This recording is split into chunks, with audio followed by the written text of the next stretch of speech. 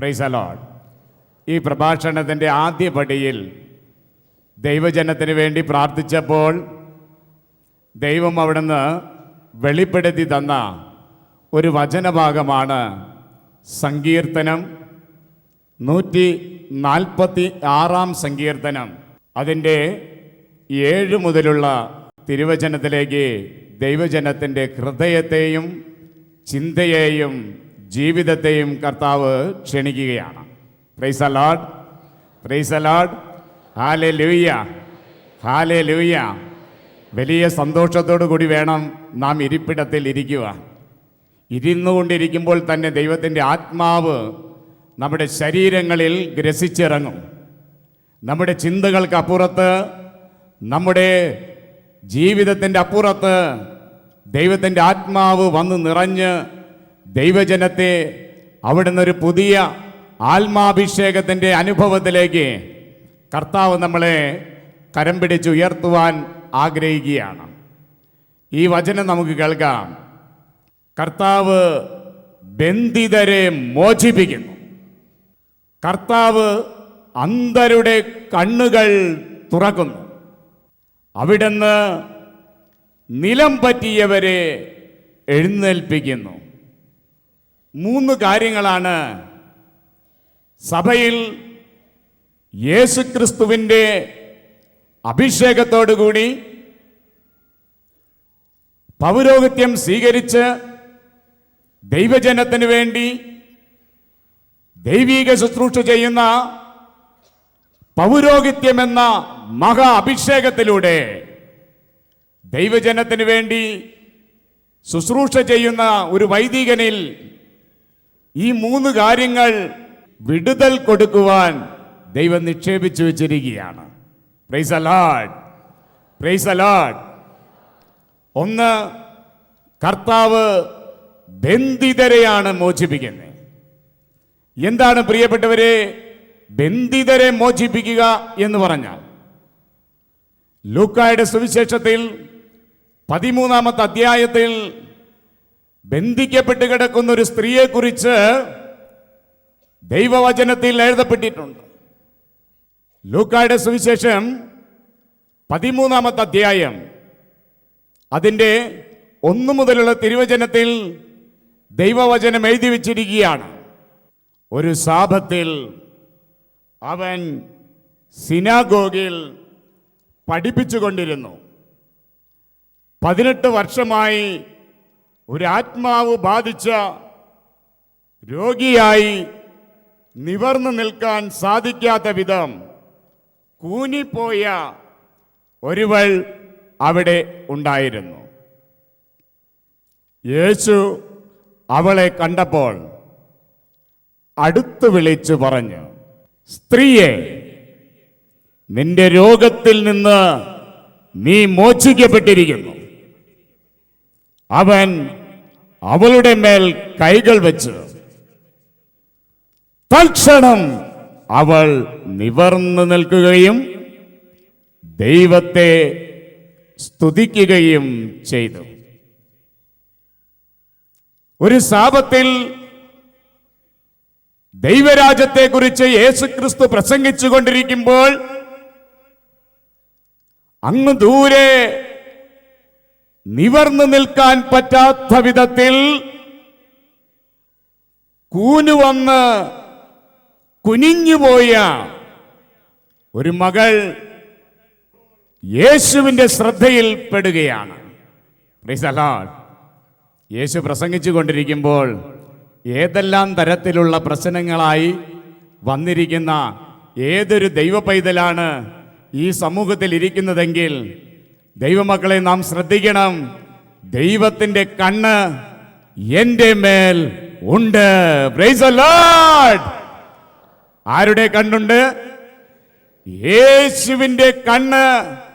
ഇപ്പോൾ നീ ഇരിക്കുന്ന ഇരിപ്പിടത്തിൽ, നീ വഹിച്ചു കൊണ്ടുവന്നിരിക്കുന്ന പ്രശ്നത്തിന്റെ നടുവിൽ, ഒരുപക്ഷെ നാളുകളായി നിവർന്നു നിൽക്കാൻ പറ്റാത്ത വിധത്തിൽ കുനിഞ്ഞുപോയ കൂന്നുപോയ നിന്റെ ജീവിതത്തിന്റെ പ്രശ്നത്തിന്റെ നടുവിൽ, അവിടുന്ന് നിന്നെ തളർത്തുന്ന പ്രശ്നങ്ങളുടെ നടുവിൽ നിന്നെയൊന്ന് തൊടുവാൻ, നിന്നെയൊന്ന് സ്പർശിക്കുവാൻ, നിന്റെ ജീവിതത്തിൽ നിന്ന് നിന്റെ കെട്ടുകൾ അഴിച്ച് നിന്നെ വിടുവിപ്പിക്കുവാൻ ദൈവത്തിന്റെ അഗ്നി എരിയുന്ന ബലിപീഠത്തിലേക്ക് ദൈവമക്കളെ ദൈവം കൂട്ടിക്കൊണ്ടുവന്നിരിക്കുകയാണ്.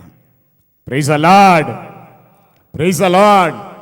വചനം എഴുതി വെച്ചിരിക്കുകയാണ്, തൽക്ഷണം അവൾ നിവർന്നു നിൽക്കുകയും ദൈവത്തെ സ്തുതിക്കുകയും ചെയ്തു. ഒരു സംഭവം ബ്രദർ ഓർക്കുകയാണ്. പാലായിൽ സെന്റ് തോമസ് ഹൈസ്കൂളിൽ ഒരു പ്രഭാഷണത്തിനായി ചെന്ന് ആ ശുശ്രൂഷ കഴിഞ്ഞ് ഞാൻ താഴേക്ക് ഇറങ്ങി വന്നു കഴിഞ്ഞപ്പോൾ പാലായിലുള്ള മനോജ് എന്നു പേരായ ഒരു മകൻ എൻ്റെ അടുത്തേക്ക് വന്നിട്ട് പറഞ്ഞു, ബ്രദറെ, 8 വർഷമായി ഞാൻ വിവാഹ ആലോചനയ്ക്ക് വേണ്ടി പെണ്ണ് കാണാൻ നടന്നു തുടങ്ങിയിട്ട്. അപ്പം ഞാൻ ചോദിച്ചു, എത്ര പെൺകുട്ടികളെ നീ കണ്ടു എന്ന് ചോദിച്ചു. അപ്പോൾ അവൻ പറഞ്ഞു, 60 മേലെ കുട്ടികളെ ഞാനിപ്പോൾ കണ്ടു കഴിഞ്ഞു. 60 കുടുംബങ്ങളിലും കയറി അവൻ കാപ്പി കുടിച്ച് ബിസ്ക്കറ്റ് കഴിച്ച് തിരിച്ചു പോരും. എന്നാൽ ഒരു സ്ഥലത്തും ഇവനെ കാണുമ്പോൾ ആർക്കും ഇവന് ഇഷ്ടമാകില്ല. കണ്ടാൽ സുമുഖനാണ്, സുന്ദരനാണ്.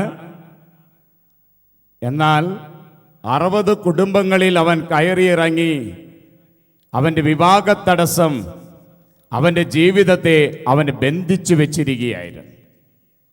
8 വർഷമായിട്ട് ഒരു ജീവിതാന്തസ്സിലേക്ക് പ്രവേശിക്കുവാൻ പറ്റാത്ത വിധത്തിൽ കൂന്നുപോയ അവൻ്റെ ജീവിതം അവൻ വളരെ സങ്കടത്തോടു കൂടിയാണ് എൻ്റെ മുമ്പിൽ അത് പറഞ്ഞത്. ഞാൻ മനോജിനോട് പറഞ്ഞു, മനോജെ, 18 വർഷം ഒരു ആത്മാവ് ബന്ധിച്ചിട്ട് യേശു സിനഗോഗിൽ പ്രവേശിച്ച് ദൈവത്തിന്റെ വചനം പ്രസംഗിച്ചു കൊണ്ടിരിക്കുമ്പോൾ 18 വർഷമായി ആർക്കും സുഖപ്പെടുത്താൻ കഴിയാത്ത, നിവർന്നു നിൽക്കാൻ പറ്റാത്ത വിധത്തിൽ കുനിഞ്ഞുപോയ ഒരുവളെ കർത്താവിന്റെ ശ്രദ്ധയിൽപ്പെടുത്തിയെങ്കിൽ ഈ പ്രപഞ്ചത്തിൽ 60 പെൺകുട്ടികളെ കണ്ട് ഒരു ജീവിതാന്തസ്സിലേക്ക് പ്രവേശിക്കുവാൻ കഴിയാത്ത നിന്റെ ജീവിതത്തിന്റെ മുൻപിൽ നിന്നെ തടസ്സപ്പെടുത്തുന്ന, നിന്നെ ബന്ധിച്ചു വെച്ചിരിക്കുന്ന, നിന്റെ ബന്ധനം അഴിക്കുവാൻ ഈ പ്രപഞ്ചത്തിൽ ഉയർന്നു നിൽക്കുന്ന യേശു ക്രിസ്തുവിന്റെ രക്ഷാനാമത്തിന് ശക്തിയുണ്ട്. മോനെ, നീ ഒരു കാര്യം ചെയ്യണം. ഇന്ന് മുതൽ ഒരു 15 ദിവസത്തേക്ക് എത്രയും ദയുള്ള മാതാവും വിശ്വാസ പ്രമാണവും എന്ന പ്രാർത്ഥനയും കൂടെ കൂടെ മോനെ നീ ചെല്ലുക. ആഗസ്റ്റ് മാസം 20-ാം തീയതിയാണ് ഞാൻ അവിടെ പ്രസംഗിക്കാനായി ചെന്നത്. പ്രിയപ്പെട്ടവരെ, ഞാൻ അവിടെ നിന്ന് ആ മകനോട് പറഞ്ഞു, സെപ്റ്റംബർ 8-ാം തീയതി നിന്റെ വിവാഹം ഉറയ്ക്കും എന്നാണ് ആ വ്യക്തിയോട് പറഞ്ഞത്. അത് നടക്കുമെന്നുള്ള വിശ്വാസത്തോടു കൂടി അവൻ കണ്ട അന്ന് മുതൽ എത്രയും ദയുള്ള മാതാവും വിശ്വാസ പ്രമാണമെന്ന പ്രാർത്ഥനയും ആ മകൻ ചെല്ലാൻ തുടങ്ങി. അത്ഭുതമെന്ന് പറയട്ടെ, സെപ്റ്റംബർ 8-ാം തീയതി പ്രിയപ്പെട്ടവരെ, അവന്റെ ജീവിതത്തിൽ കർത്താവ് ഇടപെടുകയാണ്. മനോജന്റെ ജീവിതത്തിൽ എന്നേക്കുമായി ജീവിക്കുവാൻ വേണ്ടി പ്രപഞ്ചത്തിൽ നിന്ന് കർത്താവിന്റെ ഛായയിലും സാദൃശ്യത്തിലും സൃഷ്ടിക്കപ്പെട്ട ഒരു മകളെ ദൈവം 8-ാം തീയതി തിരഞ്ഞെടുക്കുകയും വിവാഹം ഉറപ്പിക്കുകയും ചെയ്തു. പ്രിയപ്പെട്ടവരെ, ഇന്ന് അവൻ വിവാഹിതനായി, ഇന്ന് സന്തോഷവാനായി അവൻ ജീവിക്കുകയാണ്. പ്രിയപ്പെട്ടവരെ, ഞാനിത് പറഞ്ഞു വന്നത്, ഒരു വ്യക്തി ഏത് പ്രശ്നത്തിലാണ് ബന്ധിക്കപ്പെട്ടിരിക്കുന്നതെങ്കിൽ ആ ബന്ധിക്കപ്പെട്ടിരിക്കുന്ന പ്രശ്നത്തിൽ ആവസിച്ചിരിക്കുന്ന ഏതൊരു ദുരാത്മാവാണ് ആ വ്യക്തിയെ മുന്നോട്ട് കൊണ്ടുപോകുവാൻ തടസ്സപ്പെടുത്തുന്നതെങ്കിൽ തടസ്സപ്പെടുത്തുന്ന ആത്മാവിനെ ബന്ധിക്കാനും ബഹിഷ്കരിക്കാനും വിടുതൽ കൊടുക്കുവാനും യേശുവിന്റെ നാമത്തിന് ശക്തിയുണ്ട്. പ്രിയപ്പെട്ടവരെ, ഇന്ന് നിങ്ങൾ ഇവിടെ ഇരിക്കുമ്പോൾ നിങ്ങളുടെ ജീവിതത്തിൽ ഇതുപോലെ പലവിധത്തിലുള്ള തടസ്സങ്ങൾ ജീവിതത്തിൽ കടന്നു വന്ന ഒരു തരത്തിലും മുന്നോട്ട് പോകാൻ പറ്റാത്ത അവസ്ഥയിൽ ജീവിതം വഴിമുട്ടി നിൽക്കുന്ന ഒരു അന്തരീക്ഷത്തിലാണ് ഇന്ന് നിങ്ങളുടെ ജീവിതമെങ്കിൽ, ജീവിക്കുന്ന അവസ്ഥയിൽ നിരാശപ്പെട്ട് ദുഃഖാർത്തരായി അന്ധകാരത്തിന്റെ പിടിയിലമർന്ന് വിശ്വാസം ബലക്ഷയം വന്ന് മുന്നോട്ട് പോകാൻ പറ്റാത്ത അവസ്ഥയിൽ മാർഗതടസ്സം നേരിട്ട് എങ്ങനെയോ ആരിലൂടെ ഇന്ന് നിന്നെ ഇവിടെ കൊണ്ടുവന്നിട്ടുണ്ടെങ്കിൽ കുഞ്ഞെ, നിന്റെ ജീവിതം ഇന്ന് ധന്യമാകുവാൻ പോകുകയാണ്. ഇന്ന് നിന്റെ ജീവിതത്തിന്റെ തടസ്സങ്ങൾ അവിടുന്ന് ഏറ്റെടുക്കാൻ പോകുകയാണ്. അവിടുന്ന് ഒരു വാക്ക് കൽപ്പിച്ചാൽ മതി, നിന്റെ ജീവിതത്തിന്റെ ഏത് സങ്കീർണമായ പ്രശ്നങ്ങളും അവിടെ സൗഖ്യപ്പെടും. അതാണ് യോഹന്നാന്റെ സുവിശേഷം 5-ാമത്തെ അധ്യായം. വളരെ മനോഹരമായ ഒരു അധ്യായമാണ് യോഹന്നാന്റെ സുവിശേഷം 5-ാമത്തെ അധ്യായം. അതിന്റെ 1 മുതലുള്ള തിരുവചനങ്ങൾ ആരംഭിക്കുന്നത് തന്നെ ബെത്സയിദ കുളക്കടവിൽ കിടന്നിരുന്ന ഒരു രോഗിയെ കുറിച്ചാണ്. അതിൽ എഴുതപ്പെട്ടിരിക്കുന്ന ഒരു കഥാപാത്രം. ആ രോഗിക്ക് ഒരു പ്രത്യേകതയുണ്ടായിരുന്നു. എന്താണ് പ്രത്യേകത? ബെത്സയിദ കുളക്കടവ് എന്ന് പറയുന്നത് 5 മുഖമണ്ഡപങ്ങളുള്ള ഒരു കുളക്കടവാണ്. ആ കുളക്കടവിന്റെ പ്രത്യേകത എന്ന് പറഞ്ഞാൽ യേശുവിന്റെ ദൂതന്മാർ കടന്നു വന്ന് വെള്ളമിളക്കുകയും ഇളകിക്കൊണ്ടിരിക്കുന്ന വെള്ളത്തിൽ ഏതൊരു രോഗി ഇറങ്ങിച്ചെന്നാൽ തൽക്ഷണം എന്ത് സംഭവിക്കും? സുഖം പ്രാപിക്കും. അങ്ങനെ പലരും സുഖം പ്രാപിച്ച് കടന്നു പോകുന്നത് ഈ 38 വർഷക്കാലം കിടക്കുന്ന തളർവാദ രോഗി കണ്ടുകൊണ്ടിരിക്കുകയാണ്. ആത്മാവും മനസ്സും ശരീരവും നിരാശയിൽ അമർന്നുകൊണ്ടിരിക്കുകയാണ്. ഈ മകൻ, എന്നെ ആരും പിടിച്ചെടുക്കാൻ ആളില്ലല്ലോ എന്ന് പറഞ്ഞ് വേദനിച്ച് കരഞ്ഞുകൊണ്ടിരിക്കുന്ന സമയത്ത്, പ്രിയപ്പെട്ടവരെ, 38 വർഷക്കാലം ഒരാത്മാവിനാൽ ബന്ധിക്കപ്പെട്ട് തളർന്നു കിടക്കുന്നവന്റെ അടുത്തേക്ക് ഈശോ ചെന്നിട്ട് ചോദിച്ചു, മോനെ, നീ സൗഖ്യം പ്രാപിക്കാൻ ആഗ്രഹിക്കുന്നുവോ? എന്താ ചോദിച്ചേ?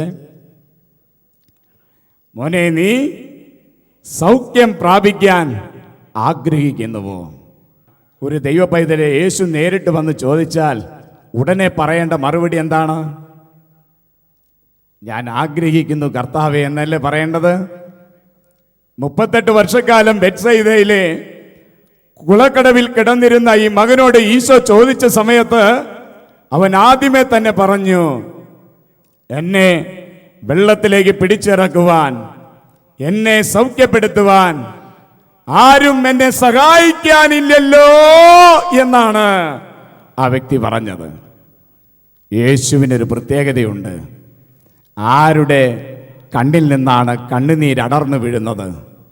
ആരുടെ ചങ്കാണ് ഉരുകി വന്നിരിക്കുന്നത്? ഏത് പ്രശ്നത്തിൻ്റെ നടുവിലാണ് എൻ്റെ കുഞ്ഞിന്ന് ഇവിടെ എത്തിയിരിക്കുന്നത്? യേശു അത് കണ്ടു കഴിഞ്ഞാൽ ഉടനെ അവിടുന്ന് ഒരു ആജ്ഞ പുറപ്പെടുവിക്കുകയാണ്, ഒരു കൽപ്പന പുറപ്പെടുവിക്കുകയാണ്. യേശു അവൻ്റെ വാക്ക് കേട്ട വഴിക്ക് പറഞ്ഞു, നീ എഴുന്നേറ്റ് നിന്റെ കിടക്കയും ചുരുട്ടി നീ എഴുന്നേറ്റ് നടക്കുക. ഈ വാക്ക് പറഞ്ഞ മാത്രയിൽ തന്നെ അവിടെ എന്ത് സംഭവിച്ചു? 38 വർഷക്കാലം കിടന്നിരുന്ന തളർവാദ രോഗി ബന്ധിച്ചിട്ടിരിക്കുന്ന രോഗത്തിന്റെ പിടിയിൽ നിന്ന് രോഗത്തിന്റെ കെട്ടുകൾ അഴിഞ്ഞ് വിടുതൽ പ്രാപിച്ച് പായയും ചുരുട്ടി തലയിൽ വെച്ച് ബലക്ഷയം വന്ന കാലുകളും കൈകളും ചലിപ്പിച്ചുകൊണ്ട് ബെത്സൈദ കുളക്കടവിന്റെ നടുവിലൂടെ യേശുവിനെ മഹത്വപ്പെടുത്തി യേശുവിനെ സ്തുതിച്ച് അവൻ മുന്നോട്ട് പോയപ്പോൾ അവനൊരു കാര്യം മനസ്സിലായി. 38 വർഷക്കാലം വേണ്ടി വന്നു ഒരു രോഗം വന്ന് സുഖപ്പെടാനായി. Praise the lord, praise the lord, praise the lord. 38 വർഷക്കാലം വന്നു അവൻ സുഖപ്പെടാനായി. എന്തുകൊണ്ടാണ് 38 വർഷക്കാലം അവൻ കിടക്കേണ്ടി വന്നത്? പ്രിയപ്പെട്ടവരെ, ജോഷുവയുടെ പുസ്തകം 3-ാം അധ്യായം 5-ാമത്തെ വാക്യം ദൈവവചനം പഠിപ്പിക്കുന്നു, നിങ്ങളെ തന്നെ കഴുകി ശുദ്ധീകരിക്കുവിൻ, നാളെ നിങ്ങളുടെ ഇടയിൽ ദൈവം അത്ഭുതങ്ങൾ പ്രവർത്തിക്കും. വീണ്ടും അതേ വചനത്തിൽ കർത്താവ് പറയുകയാണ്, അവിടുന്ന് അന്ധരുടെ കണ്ണുകൾ തുറക്കുന്നു. എന്താണ് പറഞ്ഞേ? അന്ധരുടെ കണ്ണുകൾ അവിടുന്ന് തുറക്കുന്നു. വിശുദ്ധ ഗ്രന്ഥത്തിൽ ലൂക്കായുടെ സുവിശേഷം 24-ാം അധ്യായം അതിന്റെ 16-ാമത്തെ വാക്യം, വിശുദ്ധ ഗ്രന്ഥത്തിൽ ഏറ്റവും ശ്രദ്ധേയമായിരിക്കുന്ന ഒരു വചനഭാഗമാണ്. ലൂക്കായുടെ സുവിശേഷം 24-ാം അധ്യായം അതിന്റെ 16 മുതലുള്ള തിരുവചനങ്ങൾ വലിയൊരു സംഭവത്തെയാണ് സൂചിപ്പിക്കുന്നത്. പ്രിയപ്പെട്ടവരെ, യേശുക്രിസ്തു മരിച്ചു. അരിമത്ഥ്യക്കാരൻ ജോസഫിന്റെ കല്ലറയിൽ ഈശോയെ അടക്കം ചെയ്തു. അടക്കം ചെയ്തതിന് ശേഷം കർത്താവിന്റെ തെരഞ്ഞെടുക്കപ്പെട്ട 2 ശിഷ്യന്മാർ യേശുക്രിസ്തുവിന്റെ മരണത്തെക്കുറിച്ചും പീഡാനുഭവത്തെക്കുറിച്ചും കുരിശുമരണത്തെക്കുറിച്ചും ചിന്തിച്ച് മനം തകർന്ന് മനമിടിഞ്ഞ് കണ്ണുകൾക്ക് അന്ധത വ്യാപിച്ച് ദൈവദർശനം നഷ്ടപ്പെട്ട് അവർ ജെറുസലേമിൽ നിന്ന് എമാവുസിലേക്ക് പോയിക്കൊണ്ടിരിക്കുകയാണ്. 2 പേരും നടന്നു പോകുന്ന സമയത്ത് അവർ നഷ്ടപ്പെട്ട യേശുവിനെ കുറിച്ച് സംസാരിച്ചു പോവുകയാണ്. ഇങ്ങനെ നഷ്ടപ്പെട്ട യേശുവിനെ ഇനി നമുക്ക് കാണാൻ സാധ്യമല്ലല്ലോ എന്ന് ചിന്തിച്ച് ഇടിഞ്ഞ മനസ്സോടുകൂടി മ്ലാനതയോടുകൂടി അന്ധകാരം മൂടപ്പെട്ടിരിക്കുന്ന ഇവർ നടന്നു നീങ്ങുമ്പോൾ യേശുവിനൊരു പ്രത്യേകതയുണ്ട്. എന്താണ് പ്രത്യേകത? എന്നെ നഷ്ടപ്പെട്ട് എന്നെ മാറ്റി നിർത്തി ഞാൻ ഇനി ജീവിക്കുന്നില്ല എന്ന് ആരെല്ലാം ഉള്ളിൻ്റെ ഉള്ളിൽ വിശ്വാസത്തിന് എതിരായി ചിന്തിച്ച് സംസാരിച്ചു പോകുന്നുണ്ടോ അവരുടെ ഇടയിൽ കടന്നു വന്ന് പ്രത്യക്ഷപ്പെടുന്നവനാണ് യേശു. പ്രിയപ്പെട്ടവരെ, നഷ്ടപ്പെട്ടു പോയ യേശുവിനെ കുറിച്ച് സംസാരിച്ചുകൊണ്ട് ഇവർ നടന്നു നീങ്ങിക്കൊണ്ടിരിക്കുമ്പോൾ ഇവരുടെ മധ്യത്തിൽ ഈശോ പ്രത്യക്ഷപ്പെട്ടു. ഇവിടെ വചനം എഴുതി വെച്ചിരിക്കുകയാണ്. ലൂക്കായുടെ സുവിശേഷം 20-ാം അധ്യായം 16-ാം വാക്യം. എന്നാൽ അവനെ തിരിച്ചറിയാൻ കഴിയാത്ത വിധം അവരുടെ കണ്ണുകൾ മൂടപ്പെട്ടിരുന്നു. ആരെയാണ് തിരിച്ചറിയാൻ പറ്റാതെ പോയത്?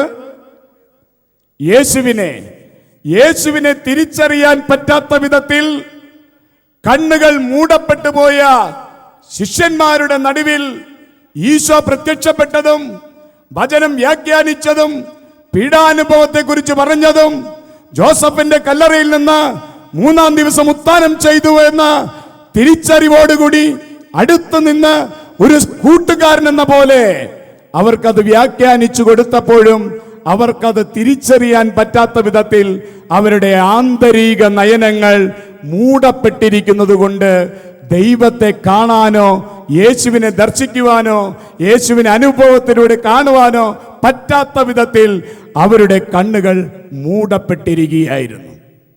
യേശുവിൻ്റെ ഒരു പ്രത്യേകതയുണ്ട്. നഷ്ടപ്പെട്ടു പോയ ദൈവദർശനം ഒരു ദൈവഭക്തന് വീണ്ടെടുത്ത് കൊടുക്കണമെങ്കിൽ യേശുവിൻ്റെ കയ്യിൽ ഒരു പ്രത്യേകതയുണ്ട്. കണ്ണുകൾ മൂടപ്പെട്ട ശിഷ്യന്മാരുടെ കണ്ണുകൾ തുറപ്പിക്കുന്നവനാണ് ഈശോ. ലൂക്കായുടെ സുവിശേഷം 24-ാം അധ്യായം അതിന്റെ 30-ാമത്തെ വാക്യത്തിൽ എങ്ങനെയാണ് അവരുടെ കണ്ണുകൾ തുറപ്പിച്ചതെന്ന് ബൈബിൾ എഴുതി വെച്ചിരിക്കുകയാണ്.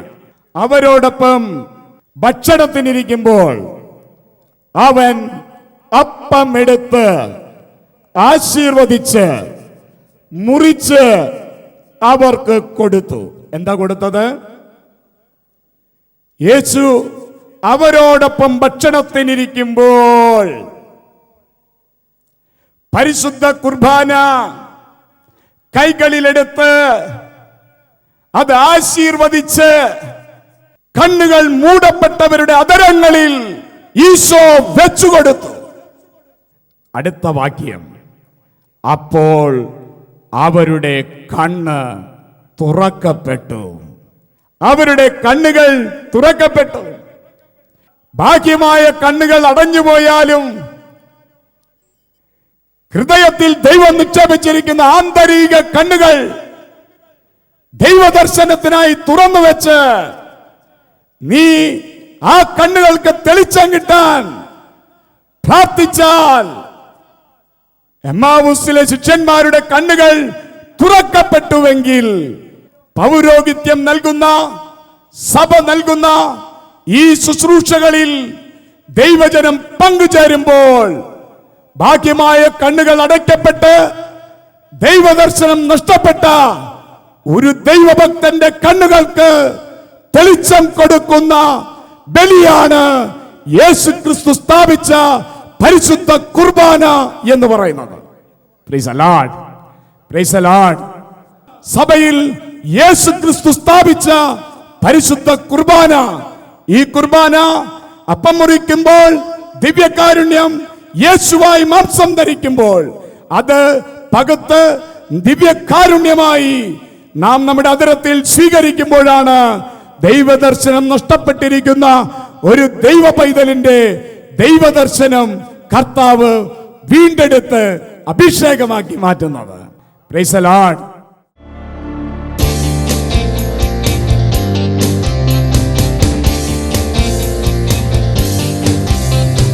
സർവശക്തനാണല്ലോ എൻ്റെ ദൈവം, ഇല്ലില്ല സാധ്യമായൊന്നുമില്ല. സർവശക്തനാണല്ലോ എൻ്റെ ദൈവം, ഇല്ലില്ല സാധ്യമായൊന്നുമില്ല. അഖിലാണ്ടത്തെ നിർമ്മിച്ചവൻ എൻ പിതാവല്ലോ.